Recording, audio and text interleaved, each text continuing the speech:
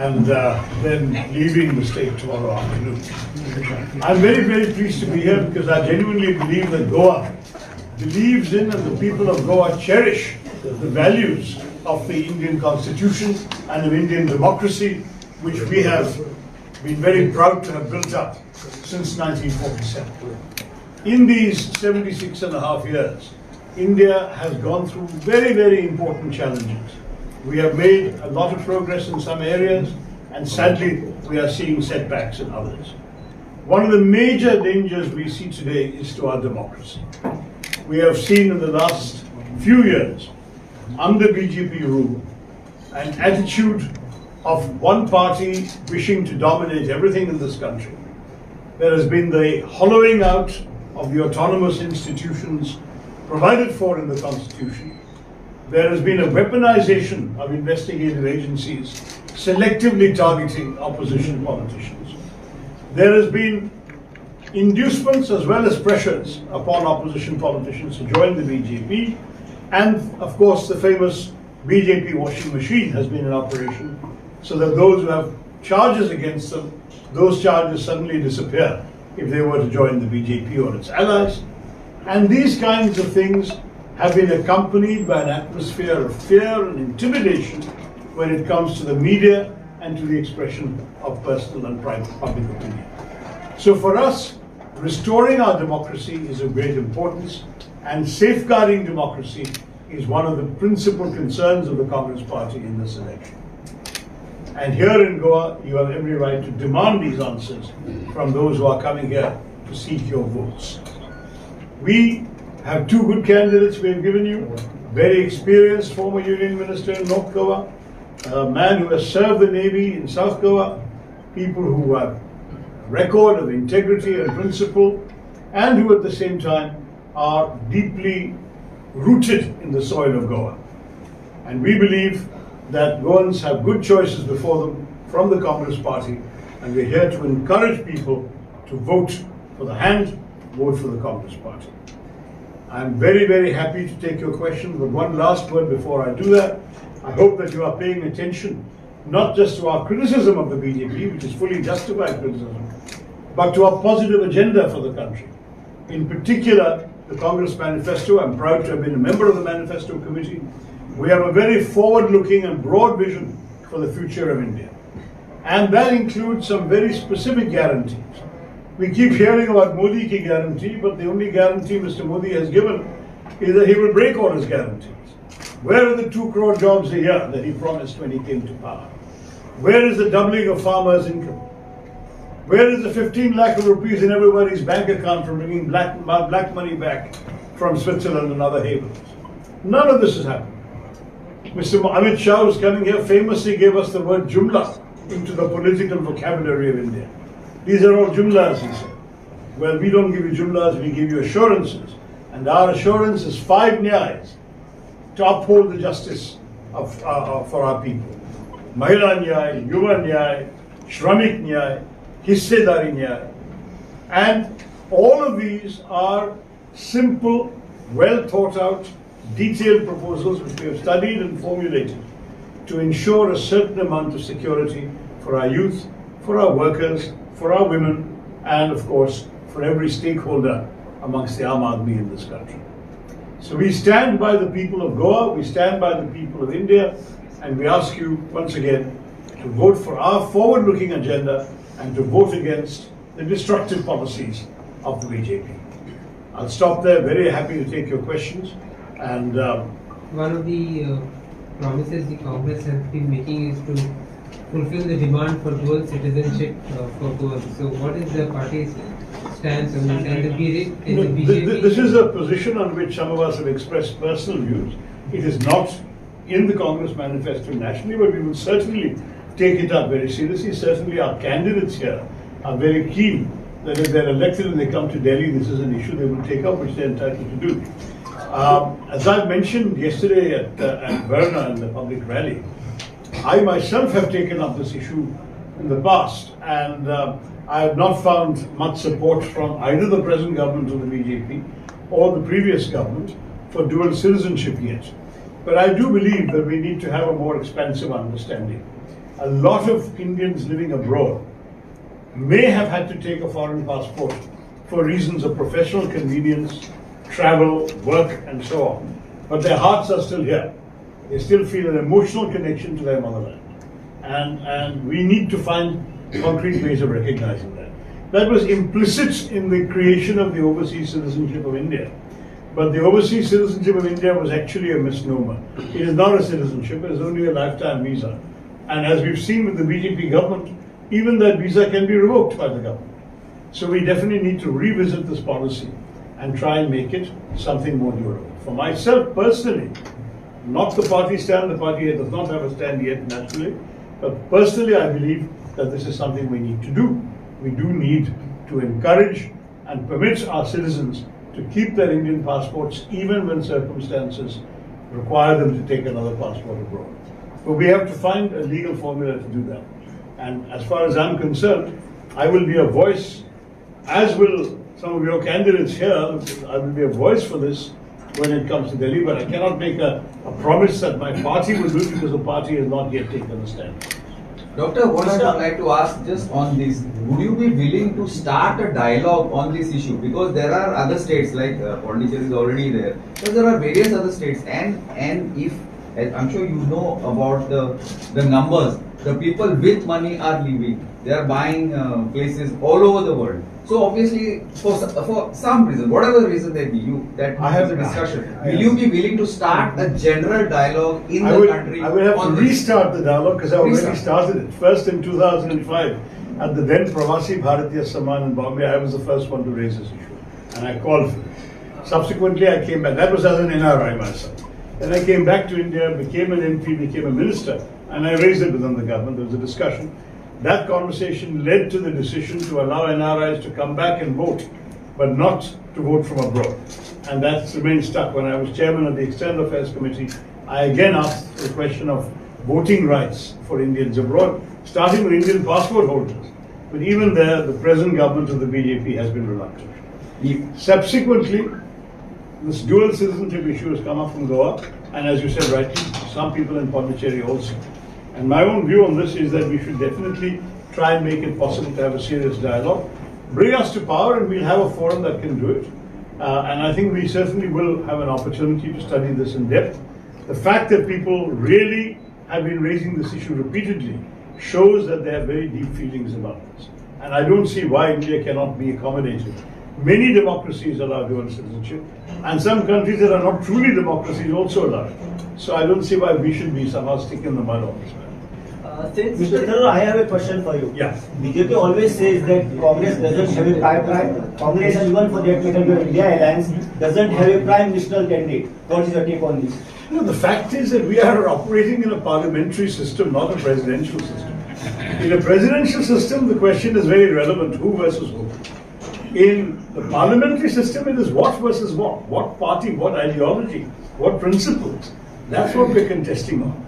I have often said that in our country, our big problem these days constitutionally is that we have a parliamentary system being run presidentially by Mr. Modi. That is the worst of both worlds. In a true presidential system, the legislature is autonomous and independent of the executive. In a parliamentary system, the executive emerges from the legislature, so they are two the same. Now, Mr. Modi has taken advantage of that, but he's running the country as if he's the president. We don't believe that's actually healthy for the country. We believe in the notion that a prime minister, as in the classic definition of the parliamentary system, is the first among equals. Number two, we have a coalition, and that coalition is going to be the one making the decision. It would be wrong for any one of us from any one party. Obviously, as a congressman, I would name a couple of congress names. But what is important for you to understand is that there will be a number of parties that will come together. We will have the numbers to stop the BJP government and to offer an alternative government. And at that time, I'm sure that the leaders amongst themselves will be able to find a suitable name. Did you expect Mr. Deva Gowda to be Prime Minister in '96? Did you expect Dr. Manmohan Singh to be Prime Minister in 2004? Once the results are out, somebody will emerge and that person will manage the team. And our slogan will be, if you remember one of our slogans in the 2014 election campaign, which turned out to be very prescient, I want to use it again, is Main Nahi Hum. We're hearing meh all the time from somebody in Delhi. We are talking about a lot of collective experienced leaders working together to serve the country. Since today's World Press Freedom Day, I want to ask, what will Congress do for the welfare of media? Well, frankly, we believe the media desperately needs its freedom back. It is a matter of grave concern that in the World Press Freedom Index, under Mr. Modi, our ranking has been going down every year. And we believe that is wrong. When the Western media says that India is a dangerous place to be a journalist, I feel sad because I want all of you to have the freedom to do your job professionally and at the same time not to fear you have to look over your shoulder at what you write, what you hear, what you quote, being somehow snooped upon by the government or even worse, confiscated by the government. Sir, there have been a number of cases of journalists that have been put in jail and held often without charge for some time. We will not want that to happen. I am certainly in favor of strengthening the protections that the media enjoys, just as media has certain rights in war zones. In a country like India, in democracy, there must be some constitutional rights provided to ensure that media is able to function freely. We've also said that we will roll back all the anti-people laws, and that includes laws that infringe upon the freedom of expression. Sir, what's your observation about the minorities of Goa and especially the church factor, which is very strong in Goa? So, do you have any observation? What do you feel about we believe that every Indian is equal. We believe every Indian has an equal right under the Constitution. The Constitution is very clear. When 1947 happened, and one set of people said they're starting a country for their religion, and they went off and created Pakistan. The others, Mahatma Gandhi, Jawaharlal Nehru, Dr. Ambedkar, Dr. Rajendra Prasad, all the leaders of Maulana Azad, they all said, we have created a freedom struggle for everybody and we will create a country, a free country for everybody. And when they debated the constitution, this whole issue was discussed. Because Pakistan is a Muslim country, Islamic State, should we be a Hindu Rashtra, a Hindu country? And it was discussed and overwhelmingly defeated by a big majority. They said, no, we are a country for everyone, whatever their faith, religion, caste, language, state, makes no difference. If you're an Indian citizen, you all have equal rights. And to my mind, that is extremely important. And to ensure that, as Dr. Ambedkar said, we don't have the tyranny of the majority. We have put in certain constitutional protections like a minorities commission. We always used to ensure, when Congress was in power, that people of different parts of the country were represented in government and in parliament, when the minorities, as you would call them, people of different religious backgrounds, were in parliament, were in the cabinet.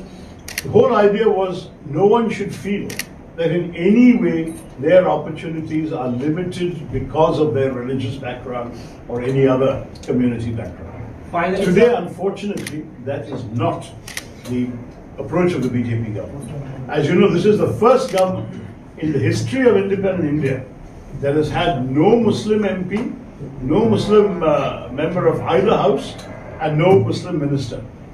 We think this is wrong. We think that in a country where 200 million Muslims live, they also should be reflected in the political offices of our country. As far as Christians are concerned, I come from a state and indeed from a constituency where Christians are very prominent and influential. In Goa, the Catholic community here is a substantial community with a long history and a proud history. And these are communities that have served the nation very ably. In my speech yesterday, I mentioned how if you go to Diu, like Goa was also a Portuguese colony, and you can look at the memorial to INS Kukri, the only ship that went down in 1971. You read the names of all those who gave their lives on the ship, all the soldiers, all the sailors. You will find every community, every religion, every part of the country represented. Everybody in this country has sacrificed for the nation. Everybody in this country has shed their blood. Every religion has shed their blood to keep India free. And to my mind, nobody in any ruling party has the right to say that the majority, or what they consider to be their majority, has rights that the minority does not have. That is not true. We stand for an India where everyone has the same rights as a citizen of this country. BJP is making a continuously statement that next 30-40 years in the state and the center, BJP will continue. Yeah, I heard that when I landed at Damodar yesterday. And I replied, I believe that your chief minister said that. I said, I think he should change his astrologer. Forget 30, 40 years. I think that in this election already, the BJP is in for some very, very big surprises. We've already had very good feedback from the first two phases. Not only in the south, Kerala and Tamil Nadu, overwhelming result against the BJP. But what we are hearing from those states, even in the Hindi-speaking states, from those districts that voted, Rajasthan, UP, MP, many districts have voted, the feedback is, number one, absolutely no enthusiasm for the BJP, a lot of indifference and even apathy on the part of regular BJP voters. Many of them have not gone to vote. Percentage of poll has dropped in those areas, and a lot of receptivity to the idea that the time for change is here. Finally, Rahul, final nominations from the Raebareli. Prime Minister comments on the Rahul nominations, Daro mat, Bhago mat, because 2019 Smriti Irani defeat Rahul from the Amethi. Also, CPI opposed Wayanad. Rahul, so what you say? Yeah, I think Wayanad Rahul ji has won very comfortably. Of course, we have to wait till the 4th of June to confirm that. So he doesn't have to worry about Wayanad, he has won that. As far as Raebareli is concerned, as you know, I mean, there are some emotional family loyalties involved. The family, the Nehru-Gandhi family, has held that seat since the 1950s. Amethi, by comparison, it was only after Sanjay Gandhi's time that it became one of their seats. And therefore, I think there must have been an emotional reason that if you're going to take one of these two seats, let it be the one that the family has cherished for so long. I don't know, I've not spoken to him about it, but I can tell you that that seems to me one of the considerations. This seat goes back to his grandfather's time. And therefore, I think it's important for us to respect and value that he's continuing the tradition. His mother has represented that seat for a long time. And therefore, for him to step into her shoes, as it were, in the Raebareli is not surprising at all. And I would urge you to look at it in a positive light. At the end of the day, I have no doubt that he's going to win there also. Doctor, what you have to say regarding your alliance partner, this Kejriwal? His absence is going to make an difference. Look, I think the BJP has displayed its weakness and desperation by locking the leader of a national opposition party in jail at midnight. Let's face it, they say there is an ongoing investigation. But that investigation could have waited 2 months till the 4th of June. I mean, the fact is, it's been going on for years now. They've been talking about this in the newspapers for at least 2 years. Why do you do it in the middle of an ongoing election? I believe the question has been asked by the Supreme Court also. And that is a real question. If you are so afraid that you want to put one of your opponents away, he might campaign in 2 states and do you damage, then that means you are really, really very much in fear. And that I urge the BJP, Daro mat, as Rahul Gandhi likes to say, Daro mat. Give everyone a chance to campaign and see whether your message is what the people want to hear. And that's something that we must bear in mind, that as far as Mr. Kejriwal is concerned, he is not our ally in Punjab, he is our ally in Delhi, he is our ally in Gujarat. We have arrangements that respect the different views of different parties. But we are not here to speak for Mr. Kejriwal, we are here to speak for Indian democracy. Is it democratic to freeze the accounts of a major opposition party? BJP did that to us. Is it democratic to lock up an opposition party leader who is also chief minister of a state? BJP did that to Mr. Kejriwal. Is it democratic to raid selectively the helicopters of your opponents, whether Rahul Gandhi or MK Stalin or whatever? You go and raid their helicopters to see if they're carrying any money. But have you ever raided any BJP candidate's helicopter so far? Or car? Or plane? Let me be very honest, this is not the way democracies are supposed to function. And the way the BJP has been functioning, people can see how one-sided it is. Yesterday you made a statement, actually one of the congresspersons made a statement saying that they will take some action on people who keep on jumping ship. Goa has got a very strong Congress base, probably more than lots of parts of the country. But one issue is it that people get elected and they jump. Yeah. So, from the national perspective, is anything going to be done to ensure that some glue is there for people, or you going to take workers? We have already said in our manifesto that we want to tighten the 10th schedule of the Constitution. There are some ideas, and in fact, other people's ideas are also welcome. I understand yesterday, Mr. Radharao Gracious in my event said he has got a whole new alternative law to strengthen anti-defection. I said, give me a copy, I'll take it back to Delhi, no problem. I really want us to try all the best ideas so this nonsense doesn't happen again. I mean, we have seen the most shocking spectacle of people swearing in churches and temples and mosques and then breaking their promise. And what I don't understand is how the voter of Goa can have any respect for people who have so little respect for themselves and for their relationship with God. I mean, it really is shocking, isn't it? That you would actually swear and then break your promise as if it didn't mean anything to you. So my own view on this matter is, if people have the courage of their convictions, then they have every reason to resign. But they should have no reason to take the benefit of election on one set of ideologies and practices and votes, and then go off and support the opposite side. That is truly surprising. The anti-defection law, one of the flaws is not so much the way the law was written, which I know can be improved, but also the implementation. Under BJP rule, for the first time, we've seen speakers sitting indefinitely on disqualification requirements, right? That's not a very healthy thing either, is it? There must be some agreed rules and procedures for how the law will be applied. Right now, we've seen in Maharashtra, for example, how long did it take the speaker to even rule on the disqualification petition submitted the day the defections occurred?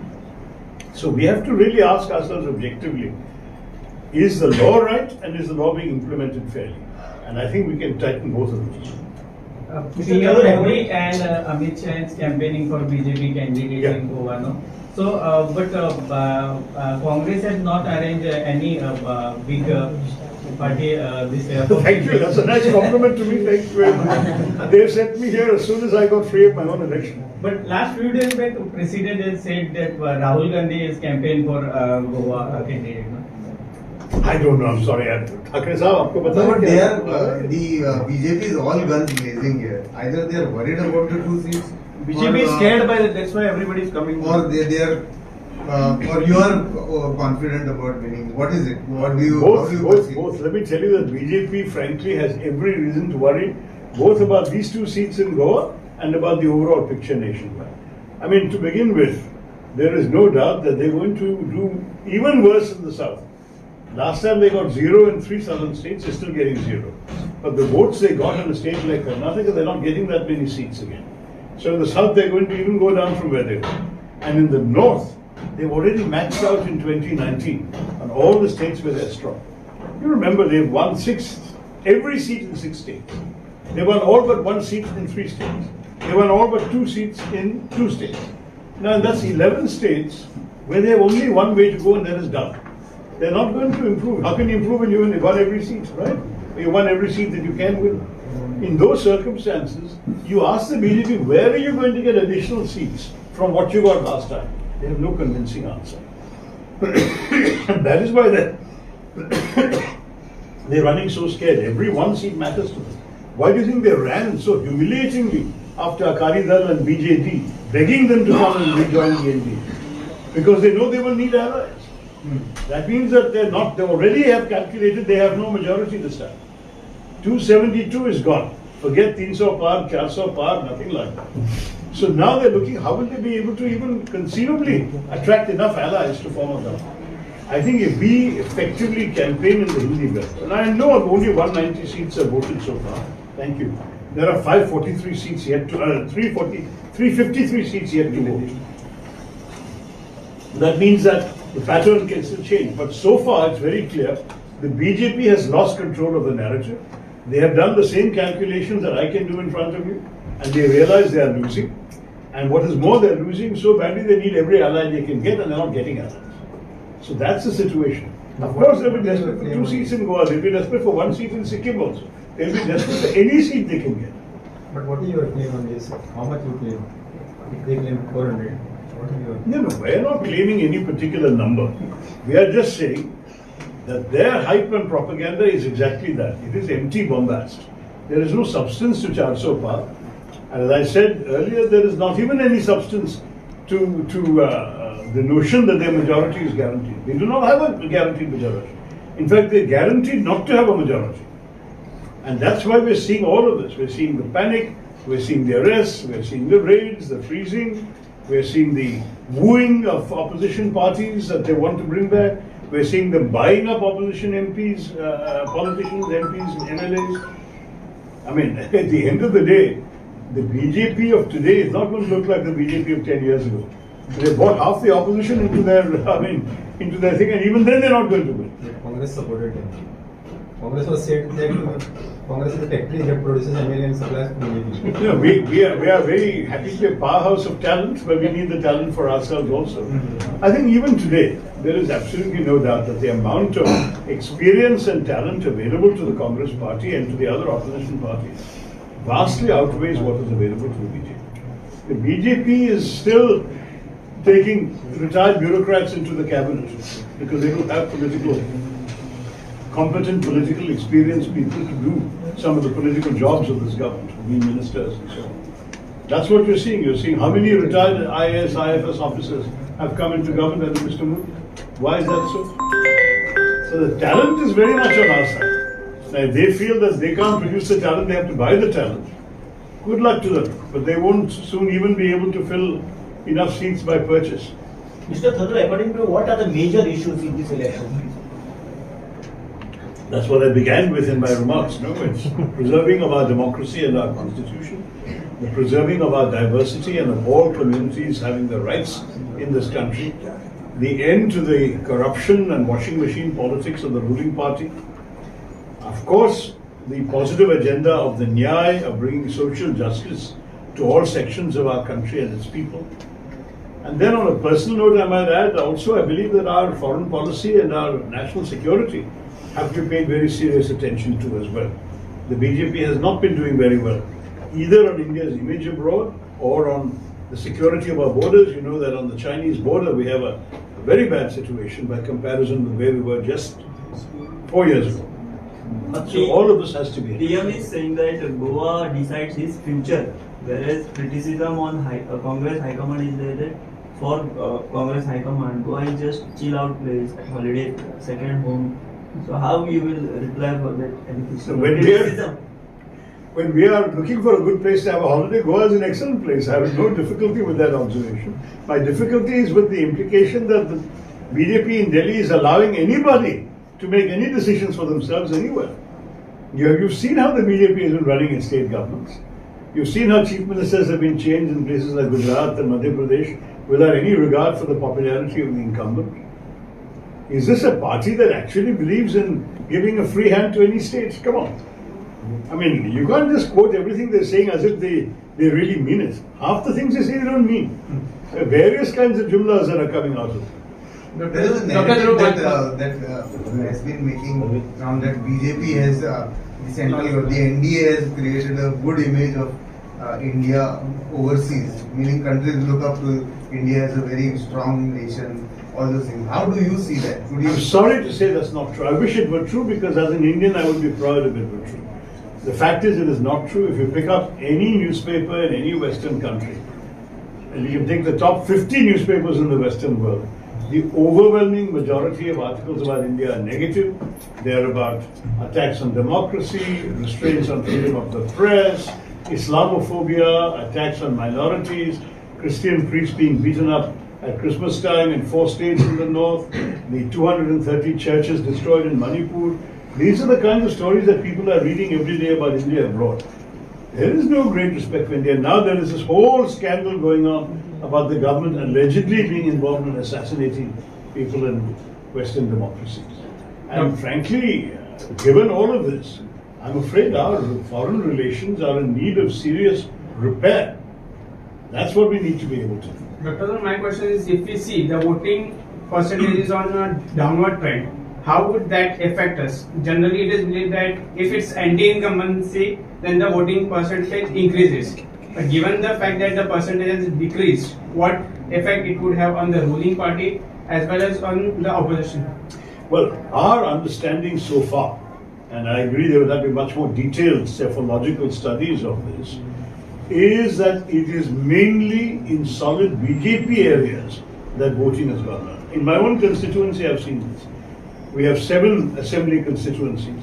In two of them, the voting percentage went down dramatically. They were both urban constituencies where the BJP is strong. I think what you're seeing everywhere is the BJP voter is no longer that enthusiastic about the government. They may not want to vote for us, but they don't feel that they have to make a big effort to go and vote for Mr. Modi's government to come back. And that is very interesting. We believe that the declining of votes in certain areas is a reflection of the indifference being felt by the traditional BJP supporter. Now we need two things. We need traditional BJP supporter not to vote, and we need the traditionally neutral voter who has been tempted to support Mr. Modi last time to come back to us. You see, in 2014, he had this very persuasive agenda, anti-corruption, Gujarat, development, we'll do the same for India, etc. That collapsed by the first term itself, demonetization, jobs being lost everywhere, SMEs closing, all of that. So 2019, he fought a different election. He fought on national security, Pulwama, Balakot. That was his message in 2019. Correct? Now, after 2019, he can't even say that because, as I said, the Chinese border. How can he talk about being a good Prime Minister for national security? He's been a failure in that area with the Chinese. So now you come to 2024. What message does he have? Only message he's got left is Hindu Hridaya Samrat, scaremongering about Muslims. Congress party is going to take all your money and give it to the Muslims. What kind of talk is this? You should ask your BJP candidates in North and South Goa if they actually support these statements of the Prime Minister. It's embarrassing when the Prime Minister of the country talks such language. Again, one more indication of their desperation. But this message is not going to move the neutral voter. It can only move the hardcore Hindutva voter who is already in the BJP camp, and some of them are not even coming to vote. That's the situation the BJP is facing today. Sir, last question of making government at center. So if something happens, then there will be a North Goa candidate, already experienced person. So will he be a part of cabinet? Who, me? No, North Goa candidate. Oh, North Goa candidate, Mr. Khalab. Look, he's going to be one of our most senior experienced MPs. But I think only the people who create the cabinet can answer that question. All I will say is that the one good thing about any alliance is that it is bound to include voices and faces from all over the country. So my gut feeling is that you should certainly respect the kind of serious, experienced candidates we are giving you and give them their chance to serve you and serve the nation in the future. Thank you very much.